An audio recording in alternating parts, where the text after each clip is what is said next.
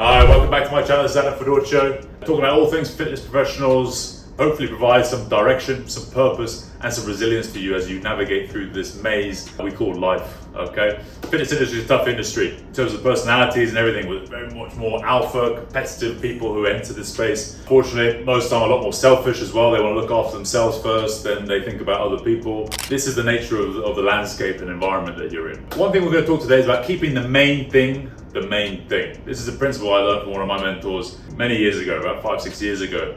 Because so many trainers, especially since then, coaching a lot of coaches, they forget and they don't listen. And they come in with their own intentions. And some of the biggest things that crop up a lot of the time, especially with clients, this is what I want to talk about, is with clients. You know, they're keeping the main thing with your clients. Because so many coaches come in and they don't really listen. They have their way of training and they're going to enforce their way of training on the client. And that's something you shouldn't do. You know, a lot of trainers, especially in the younger years when you're starting off, you train a certain way. Often it's a sport, it's not even exercise. You know, you're doing powerlifting, you're doing weightlifting or whatever it is, and you start making your clients do that. Even if they don't want to do that, it's not relevant to their goals. You know, they should be doing it. But most general population people should not be doing it. This is where, again, you've got to make things more specific, more personal and everything else, and listen to the person in front of you, find out what they want, and then deliver what they want. And then you do that as fast as you can. You don't wait, maybe in 6 weeks time. You try and get results as quickly as you can. Let them feel the difference, because the sooner you can build trust and rapport with your client from the first session or within the first week or in the first month, the better. Because then they're going to listen to you, trust you, allow you to try more things that you're doing and go from there. So always keep the main thing the main thing. If their goal is, you know, they want bigger glutes, give them bigger glutes. Give them maybe those hip thrusts that you don't agree with. You don't like the biomechanics of it, or you don't agree with it. It's not your favorite exercise.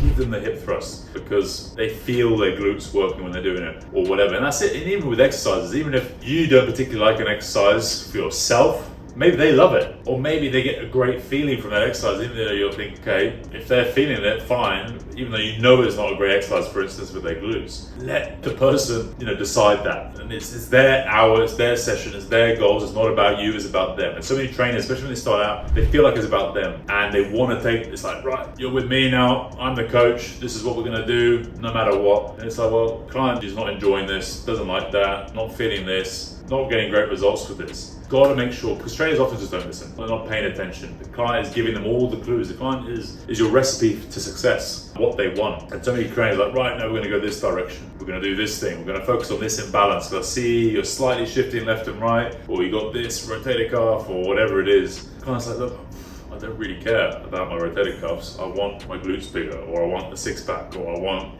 whatever it is, to be able to run a marathon.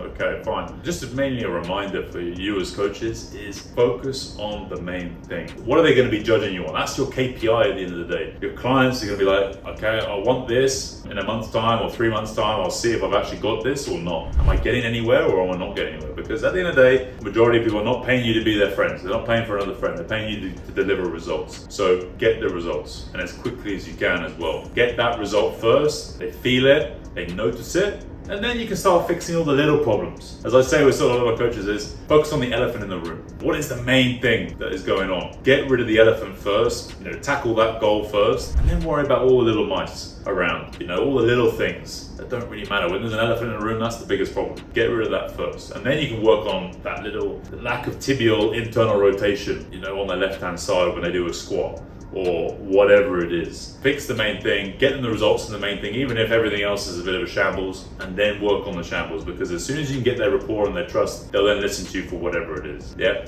and then it's about how do I get those results? So that's for another video. So look, I hope that you found that useful. Like and subscribe, comment. Happy to chat about this and go through any further on any opinions, and we'll see you in the next video, okay?